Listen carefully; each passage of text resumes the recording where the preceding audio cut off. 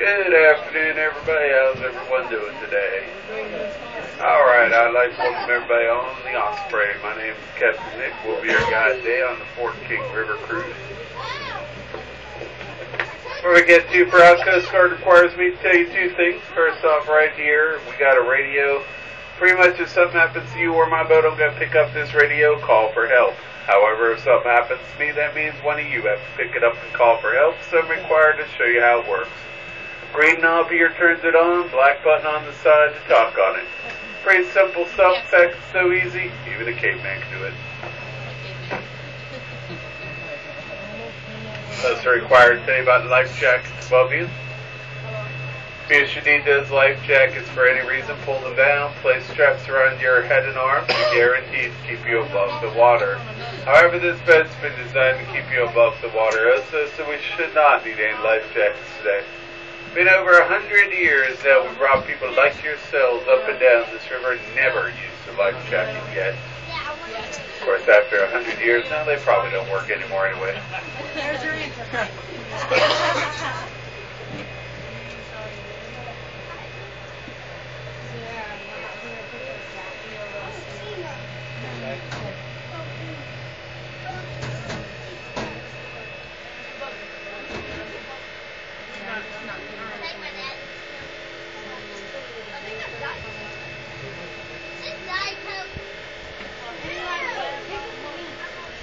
As we circle the bend on the right, you're going to notice a large tree on the right. It's a cypress tree. Cypress trees are rather slow-growing trees, only growing a little bit over an inch in diameter every 47 years.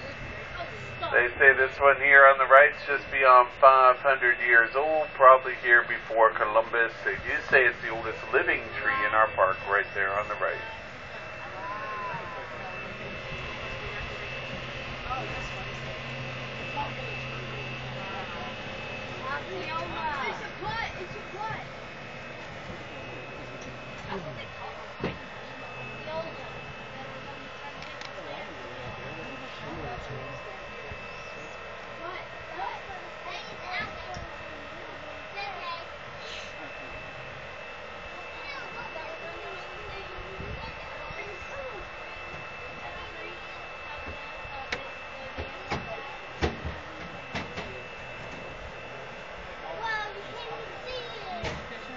On the right-hand side, you're going to notice our archaeological dig site in the early 1900s. There are a lot of archaeological sites in the area.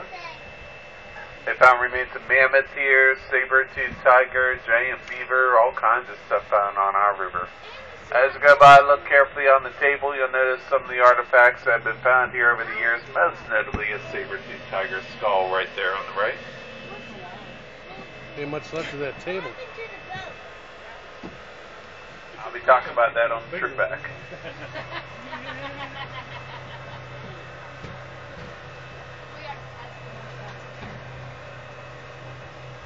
And on the right are Seminole Village. This is how the Seminoles would live back in the 1800s. Not in teepees like you'd see out west, but log cabin structures like these ones here. Now the Seminoles always kept a fire burning somewhere in the middle of the village. Basically the Seminole belief there was keeping a fire burning at all times. It was like having a piece of the sun nearby at all times.